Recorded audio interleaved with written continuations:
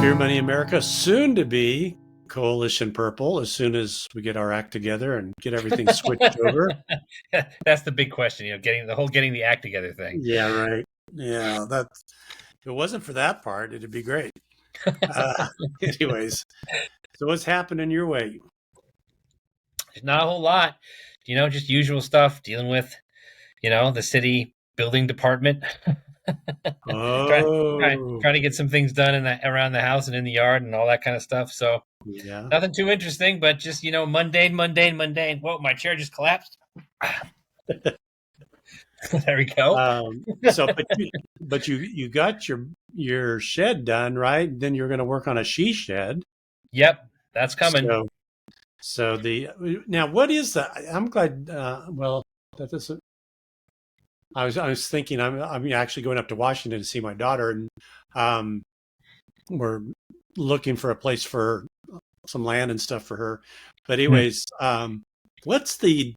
This has nothing to do with politics too much. I don't think.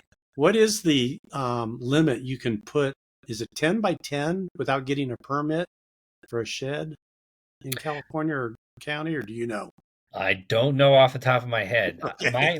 My feeling is if it's in my backyard, it can be anything I want. Some random building inspector wanders into my backyard, you never know. But Yeah, exactly. for the most part, Yeah, right. I think it's something like that. I think up to 10 by 10. You don't need any kind of permits or anything. But I need to. The reason why I thought that because we're with my daughter.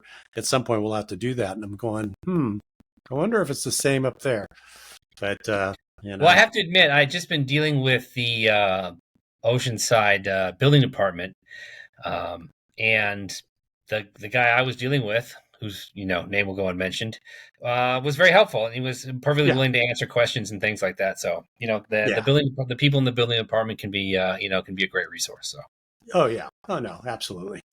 And they got a job to do, and it's one of those weird things. It's like HOAs. I just HOAs drive me crazy. Yeah, because we are in one. This is like the second or third one we've been in over the lifetime, and but at the same time, it's like I understand what they're trying to do and trying to, deal with people that really don't care about what happens to, their homes and stuff. So, I mean, the intention's always good. Sometimes just the way they go about it, just like, oh, come on. Well, the thing is, the regulations are so complicated, and they're just sort of they're written by bureaucrats who may well have never dealt with anything like this. And something comes up, and it's like, well, why do I have to do that? It doesn't seem to apply to me. It's like I want to do this, and the regulation says something else, but now you're saying that it's close enough for this that I have to have this, or some other thing. And it's like I don't understand it that well because it doesn't seem to say that. But they have their own things that they have to do for various reasons, and it's it gets complicated. Yeah. Well, speaking of bureaucracy, I have to bring up Florida and Ron DeSantis and him signing the bill. I think it was yesterday about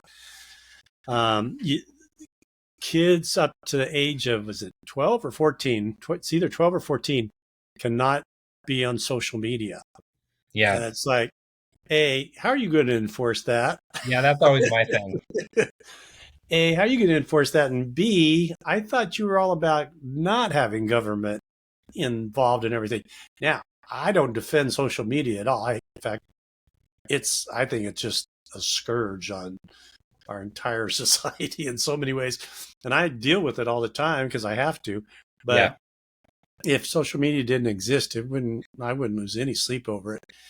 So I appreciate in some respects what they're trying to do, but at the same time, it's like, if kids are, on it too much or whatever, it seems like it's a parental issue, not something the state needs to be involved in. And it was just so funny when he's signing that, and he said, "Yeah, it's been really had to work long and hard about this because I believe in parental rights and blah blah blah, but we need to do something." And it's like, Do you?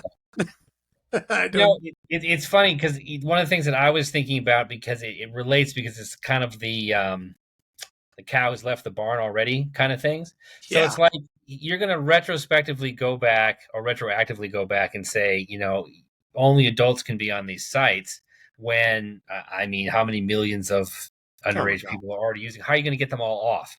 right, For that. So I think there could be some value to it because, sometimes it's about, okay, we passed this law and some site that was, I don't know, involved in children trafficking or child trafficking or pornography right, or something like that shows up. And then that empowers people to bring lawsuits against that particular entity. And so there may be some value in the legislation. I'm not really sure. But the one that got me thinking along, the kind of the, as I say, too little, too late kind of thing. Um, there's a case in front of the Supreme Court about the morning after pill. I can't remember right. what this milprefnizone or something like that. Person, yeah, yeah, And so there are certain states that are arguing that if abortion is now a state's issue, um, access to this pill means that we can't, really regulate abortion very effectively anymore because you can just order the pill. And my only reaction to that is, yeah, that's right, you can't. So what are you doing? And it's like, exactly. even if you ban it in your state, there's a national number for Planned Parenthood, I'm sure. And I don't know if Yep, they do this already, but you call Planned Parenthood in California, they overnight you the pill. I mean, what are they going to do? Go through everybody's mail to make sure that no one in right. California sends somebody in Missouri an abortion pill? I mean, what are you even doing? Yeah, I mean, and that's what I say. It's like you're trying to hold on to this outdated concept that, uh, well, it's hard to even put into words what they must think it is, but technology has moved on so far from where it was in the 60s when Roe was passed. The idea that you're somehow going to prevent everybody in your state from having an abortion when, the worst thing they have to do is drive over the, border to some other state right, that allows it. I mean, it's like, just what are you right, doing? right. Exactly. Well, I mean, it's all part of the effort just to ban abortions completely. But even Yeah. before Roe, um, women were having abortions. I mean, it's when push comes to shove, they're going to do this. So, and Yeah. it was even if it's dangerous. So, yeah, that is definitely one where the cow is out of the barn, and it's just I don't know. I mean I understand. I was talking about this with my wife last night. I totally understand both sides of the argument. I mean Yeah. I think people have true legitimate concerns about where the fine line is between what's a Yeah. viable fetus and all that. I mean you just have to be open to that, but at the same time it's like the reverse is true as well. Somebody else has a different opinion on it, and you know you can only go by what science tells you. Yeah. It's like at a certain level, there's a possibility you could have an actual baby there, and up until that time, you know, we all our body is our body, Yeah. and but yeah, that's been it didn't sound like the arguments in that case were even meeting receptive ears with some of the more conservative judges either. Yeah, I just don't Like, understand how it's even going to work. I mean, because again, the FDA approves the drugs, but that just is the FDA saying, okay, this drug does what it's supposed to do, and it seems to be safe for the user. right, Okay, so now this drug is legal to use in the United States. right, Now, a state could ban it and say you're not allowed to have it, but again, how on earth are you ever going to right, enforce that? I mean, it's like you're on this crazy mission. And the other part of it that's always bothered me from a standpoint of someone who was a biology and pre med major in college, and so I know a little bit about developmental biology. It's just one of those things that you learn when you're in school, sure, and it's a process, right? You have an egg and a sperm, they come yep, together, they form a pluripotent cell. and then that cell divides a whole bunch of times, and eventually you get, from cells to tissues to organs to infant. It's a process, and Right. and that's recognizable, and where the process is going and whatever. But if you take the morning after pill, right, and it causes spontaneous loss of pregnancy, well, what are you aborting, a cell? Two cells? Right. Right. More than likely, fertilization hasn't even occurred yet. So Right.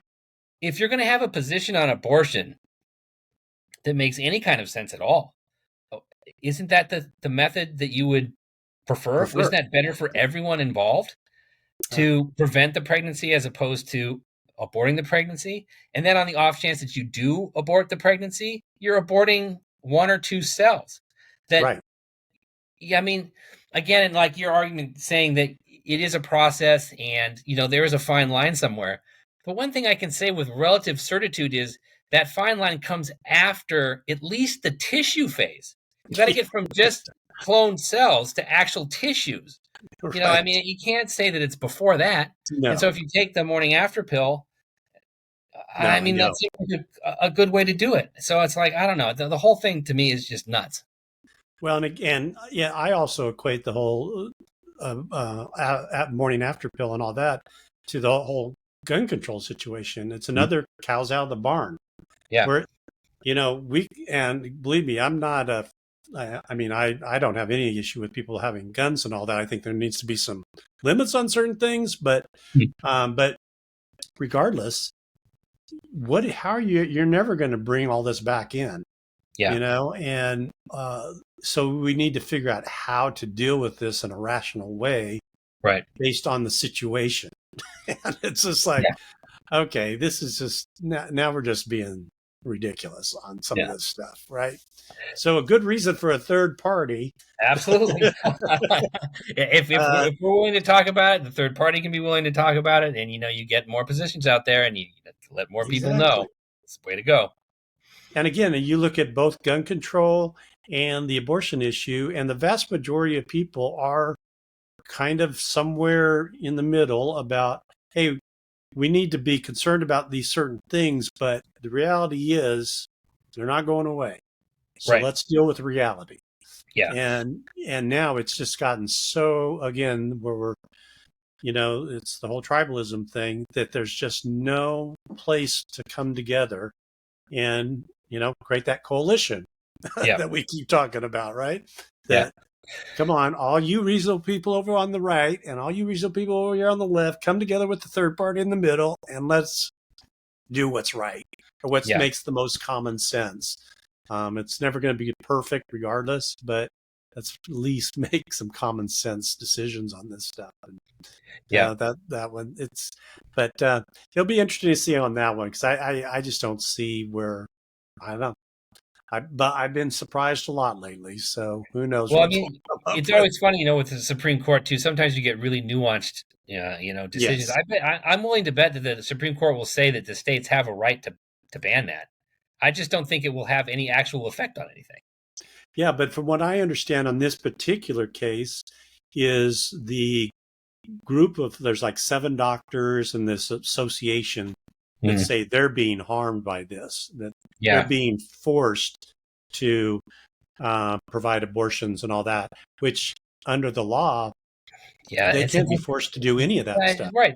And that's the thing, you have free will as a human being. I mean, if you don't want, if you're a doctor and you don't want to perform an abortion, it's like, whatever, and so it sounded like they were going to, if they're, as far as the Supreme Court goes, they really had to determine whether there was any, really person that's being harmed by this in terms of this particular group of people. Yeah. And it didn't sound like they were buying into it. A standing, as they call it. That's what they call it. Standing, if they have any standing. And I don't see how they do. Yeah, I'll be interested to see, how it actually comes down. But again, even if they were to somehow say that, the FDA's approval of the drug was, I don't know, somehow not legitimate, I still don't see how. I mean, it's just like unimaginable that that you could accomplish what the Republicans are trying to accomplish. So, I don't know. Well, and the claim that there's some danger to it, and the FDA rammed this thing through and stuff. It's been around forever. Yeah, it's been around for ages. and it's got a better risk of mortality than Tylenol. Yeah. And the And thing it's is, like, come on. and the way that, and I'm not completely up to date on my science when it comes to this, but generally speaking, I think that the drug basically induces a period cycle for the woman. And Right, so that causes her to discharge the uterine lining, which is required for the implantation of the embryo. And once that's gone, even if there is a fertilized embryo, it's got nowhere to go. Right. And so right, that's all it does. And that essentially works in the same premise, the hormonal regulation premise that birth control pills work on. right, It's just like, the birth controls cause women to have very regular hormonal cycles because it's regulating the right. hormones. And so all this thing does is it just puts a little kink in that hormone for a bit, causes the discharge of the uterine lining, and it's basically just causing a slightly premature period for a fertile woman. I mean, it's Right. like it's not going to kill you. Yeah, I mean, no, unless you've got some other kind of weird complication. sure. Yeah. But I mean, everything has walking down the street has some element of risk, right? So it's yeah, like, there's always going to be some risk regardless. But yeah, so it'll be interesting. We'll see where that one comes out and yeah. go from there. So what else is going on your way? Well, it's funny. There's a couple of different things. I know we've been talking about, sort of like working on our platform for the third party, and so there's a whole lot that I could sort of start talking about that. But there was one other thing that I thought I would mention, and that was the 32-hour a week work week. Oh, You heard yeah, about this? I did. Bernie. Yeah. And so the thing is, by and large, if the country wants to have a 32-hour work week, okay, that's fine with me. But I think what you have to realize is if you're going to start paying people overtime at 32 hours, which is basically what the Right. law is requesting, you're going to drive up labor costs. And if you drive up labor costs, you're going to drive up the cost of everything related to that labor. So essentially you're going to increase inflation, or companies are going to like lay people off and go with automation to replace their labor Oh, yeah. costs with something less expensive. Yep. And so there's going to be unintended consequences if you do that. So if you're really trying to fool yourself into thinking you're really doing something for the workers by doing this, well, you might get a lot of people fired and you might give them a lot of inflation, which means whatever increase in wages they got, it's going to go straight into inflation. So there's that part of it. But the thing that gets me, and I just have to say it because it just always bugs me, is that, and I'm not going to say the Democrats necessarily think this, but the idea behind communism and the communists. For whatever reason, going way back to the inception of communism, the communists believe that everything is a freaking factory, and that Right. the work set up for everybody is there's this evil factory owner who's incredibly wealthy and profiting off his factory, who's basically forcing everyone else in his factory to work at slave labor wages. And Right. that's the only model for employment that exists. And then somebody Right. asked Bernie about, how this is actually going to work. And he always brings up people like Jeff Bezos. Well, Jeff Bezos has a ton of money. Well, yeah, he does. But this law doesn't affect just Jeff Bezos. It affects everyone, especially Right. if it's federal. And so it's like every time I hear somebody talking about how, well, they could just lower their profits and give everybody a raise. A lot of businesses have profit margins of like 1%, 2%. Uh, what do you mean they're Right. going to lower their profits? So Right. it's Well, like, and you're hurting. I mean, if they're a public company, then the flip side of it is all about profits, right? And so right, you're hurting another class of people right. because and again, yes, just Jeff Bezos probably doesn't need any more money, but Fine with there's Jeff Bezos. but there's probably a whole lot of people invested in Amazon and their 401ks and all Exactly. these kinds of things. So yeah, yeah. Well, when I read that, it kind of, hey, I think there's some level of minimum wage or minimum hours only because you know if nothing happened, Hmm. I do see where there could be some real abuses, going Oh, yeah. on. But having said that, I actually had this discussion for another project I was working on, as it pertained to some competitive things going on between all these companies. And at the end of the day, this is a great example where, hey, the companies that do well, at least within our society, usually who do well by their employees, usually do well, right? Yeah. So it's like, and I think Amazon's kind of going through that phase right now because you hear some of the horror stories of people working in the warehouses and aren't allowed to take bathroom breaks and all. Whether you believe any of that stuff or not, it's out there. And eventually that kind of catches up with most people or most companies. And Yeah. that other companies say, hey, we don't do that here. And they Yeah. attract the best people, you know? Yeah. And so the whole capitalism, competitive nature of what we've set up generally works. It's not perfect, but in any stretch, but it generally works. And and so that discussion came outside of when Bernie did the 32-hour thing. It was like, well, you know, company A, B, C, and D, you know, they're doing these things. If you don't do those things, you'll probably have people flocking to you, Yeah. right? Because they don't want to, you know, most people, all they care about is, hey, respect me, you know, pay me a decent wage, you know,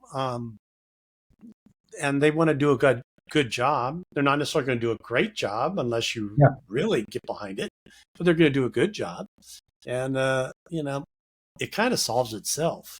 Yeah, and I really agree with you on that. And I believe in, as I'm someone who pays wages, so I Right. believe in paying a good wage, and I believe in having Yeah. benefits for my employees and all those kind of things. And the thing is, I want to be more competitive than the other people that are Yes. offering jobs, because then I'm going to get the people who do the best work. And I can say that people who have worked for me for any length of time, they don't quit, they don't go somewhere Right. else. And so I have people that have a lot of experience and do really well, and I'm really glad to have them. And I Yeah. try and be fair with them. And the thing is, it's like the idea that all business owners are somehow really malicious. No. That's not true. And it's like the business owner is trying to get by, and so are Yep. their employees. And if the employees and the owners are willing to have a good relationship with each other, having the federal government come in and suddenly change the rules of the game, not Right. necessarily very helpful. No, it's not. And you know, you kind of move the, you know, Bezos and Elon Musk and those kind of people off to the Yeah. side, and you They're just they're look at they're an outlier. They're so they're far different than yeah, the they're average. It's anomalies, crazy. right? Yeah. They're anomalies. But you know, most of the business owners I know who work primarily in smaller businesses, Hmm. they take the hit a lot of times well before having their employees take the hit when times are slow or whatever. They try and do whatever they can because if they know what if they want to keep that loyalty, they'll Yeah. do whatever they can to help them within reason, you know, so they don't go bankrupt or something. Um, but you know, they'll take the hit before really subjecting their own employees to it. So, to your point, most businesses that survive longer than a year or two, Yeah. um, they kind of you learn that early on. It's like you start screwing people around, and I always come back to the examples of like Chick-fil-A and says I work in the food world a lot. Chick-fil-A and In-N-Out Burger, you know, they have these incredible people that work in their stores. They pay them usually a little bit better than at most. They train the heck out of them. Yeah. They set up systems where people can kind of you know um, be a little more flexible on their hours because a lot of times they're high school kids working there and stuff. And their prices are is very competitive. And so it's like it can be done. Oh It yeah. happens every day. And Yeah. that's in a really low margin business. Yeah. And so, it does kind of work itself out usually. Yeah. And, hey, if some companies have, I know some companies they're on 4-day work weeks Yeah. and they do great. They do great. But they've built their business around that model. And the the employees are happy. They get a 3-day weekend all the time. But when they're there to work, they're working. Yeah. You Yeah. know, And as I say, it works again, out. if a company wants to go to that schedule, Yeah, hey, that's go for fine. it. I don't have a problem with that. But the idea that, because Jeff Bezos doesn't pay his share of taxes, Right. according to Bernie, we need a 32-hour work week mandated by the federal government. It's kind of like, really? I mean, I don't know about that. Those are two different issues. I mean, Yeah, yeah, it's like, absolutely. wait, that goes back to our whole, hey, let's get to the consumption tax kind of thing. And Yeah. Jeff will pay probably more taxes that Yeah, way Jeff will be paying a lot of money in the consumption. because he consumes a lot. Yeah, for So, sure. yeah, we're sometimes, again, I think there's good intentions with some of these things, Oh, for but sure. they're they're using the wrong tool, to get where, you want to go with it, Yeah. you know. So, But no, again, the problem is there needs to be somebody, with some credibility that can bring the opposite side of the argument to the table, when these things start to getting considered. I mean, I don't know what will ever happen with the whole 32-hour work week no, thing. And frankly, I don't think it would be the world's largest catastrophe if there was a 32-hour, right, work week. So, right, what will ultimately become of it, I don't know. But my only point is that, we throw around these things like, oh, this is what business looks like. And so when we do this is what's going to happen. But the misconception is just vast. You know, totally, I mean, we're not a bunch of, evil empire building right, nut jobs, and we're not right, all Jeff Bezos. So it's right, like, come on. right. Those are both ends of the extreme, and the Yeah. vast majority are not anywhere near those two ends of the extreme. Yep. Most are pretty reasonable people, Oh, yeah. and like I said, they learn. I know I have learned early on.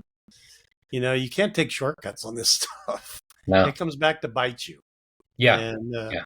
so, yeah, I think again, it good intentions, and I get the frustration at times with some of these companies, but at the same time, it's still small business that generally drives the economy. I mean, people Well, get so focused on these big gargantuan companies, yeah. but when you look at the numbers, yeah, no, they certainly have their impact, but it's the day-to-day, car repair place and all these, Right. that are the ones that help really drive the economy. Yeah. The majority of jobs in the United States are provided by small businesses.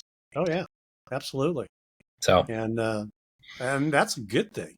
mhm. I mean, I think. I I think do too. people.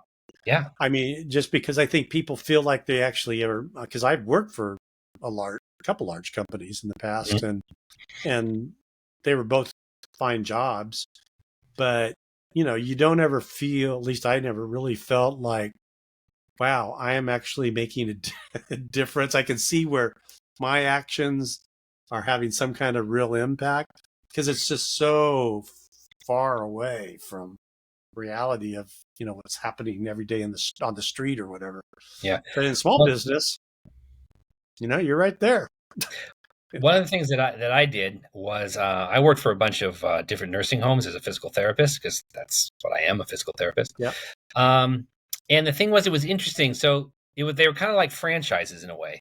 So yep, there was the overarching company that owned pretty much everything, but each individual nursing home that was under this large umbrella, basically ran its own business. It was its own yep, thing. And I worked for a whole bunch of different ones because I did wound care, so I would bounce around from facility to facility, doing the wound care right, stuff. And it was really interesting to see the different approaches the different places took. A lot of it depended on how big they were, how many beds they had to offer, the medical equipment they had access to, the size of their gym. So all these places were managed very differently. And the big mega company that owned the whole shebang, probably did have a lot of money, but yep, each individual nursing home, had to live within its budget. It didn't have some huge reserve of cash that it could right, just turn over to every employee who worked there, because now all of a sudden, instead of being paid for right, 32 hours being paid for 40 hours or whatever, they can't If that hits them, they're like, oh, okay, I guess we're firing at least one nurse, one physical therapist, and one occupational therapist because that's the only way we can make up the cost. We don't have Yep. some magical fund that we can just pay everyone with. Yep. So as I say, there's so many different business models and so many different ways that things work. These sort of like grand schemes from the federal government are just generally, I mean, No. they're not Well, nimble enough to really work. right. And it's that it is that diversity and creativity in the business model arena that does make it work. Yeah. So you keep trying to pigeonhole, these huge swaths of the economy, and it just falls apart. It's just not a way to go. Yeah. And so again, going back to the third party, that's where I think getting more and more people that are involved in what the day-to-day reality is, Mm-hmm. you can come up with some more logical solutions, because some of these things are issues. I mean, Oh, yeah. and there's, as we talked about with the affordable versus attainable housing. I mean, I think that's a good discussion over, how do people that are working hard and all that kind of stuff actually ever get to the place that they can own a home? Yeah. And as I And say, that's a problem that needs to be solved. yeah, and those are exactly the people that are being neglected Yep. because they're not the destitute and they're not Right. Jeff Bezos. And so Right. it's like this huge swath of American society is just completely neglected. Yep. And that's really, going back to the idea that we were going to talk at some point about some of the philosophy of the party and what a Yep. platform would look like. But I mean, that's a huge part of it. It isn't the two extremes that need the attention. It's everybody else, across the country, that's been neglected and abused essentially by the government. Yep.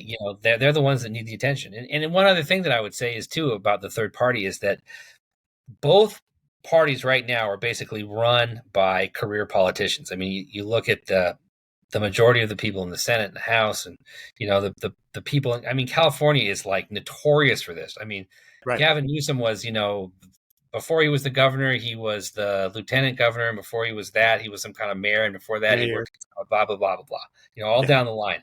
Yep. And so it's like this turntable of people just going in and out through office forever because that's kind of how the Democrat Party in California works, and it's really the only party that there is in California.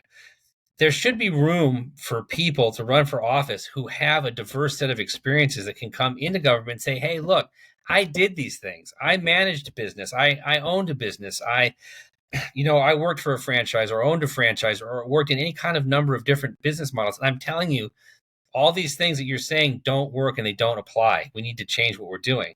And if you have opportunity to have people in government that have those kind of experiences as opposed to just the career politicians, I think you'd get a better balance of legislation. Absolutely. No, absolutely. Yeah. And again, that we need to add that to the platform, preferred preferred politicians are non-politicians. Yeah. That's And, right. and and I'll just add, just on a note, I don't think it's necessarily wrong to have a career politician. No, no, no, no. Inherently, it's good to have some people that have some understanding of how the system works, how to get things done, how to move Absolutely. legislation along, all that stuff. But there should be a mix. It shouldn't be just that. Yeah. So again, Yeah. it's about having a diversity of ideas and a diversity of parties that can represent those ideas and actually bring things to bear. So that's really Yeah. what it's about. Absolutely. Well, and to the point of the platform stuff, because probably should start to wrap up here. I did actually go through some of our podcasts and just wrote down really cryptic notes. So I'll send those to you. Perfect. And but don't read anything into the notes other than I'm making notes going, okay, we talked about this basically. And so I'll add a couple things to it and I'll send that to you. And then we can start to actually, buff it up and actually make the words make sense. Yeah. Because right now they don't. They're just notes. And then we can start drilling down on some of these things, because It'll be I think fun. that would be a good discussion to have, and really think through some of the, because all of them will have gotchas, right? Oh yeah. And so kind of just think through, okay, what would be a sensible approach there? And just the fact, because I went back and when I was listening to last week and talking about the whole fiscally conservative, socially liberal thing, um, there's just so many of those kinds of things in my notes where I'm going, gosh, if a third party just kind of really articulated this feeling or this basically position, that just that one thing separates them from the uniparty, right? Yeah. And As I there's a say, bunch of them. There's a bunch. oh yeah, There's a bunch of positions tons, that are tons. relatively easy to position away from either one of the two parties. It's Yep. incredible. Yep. So, so I look we'll forward to get that. working on that. I'll get that sent to you before I take off here, and then we can start maybe digging into that starting next week. Sounds good. So I'll talk to you All next right, week. man. Have a good one. You too.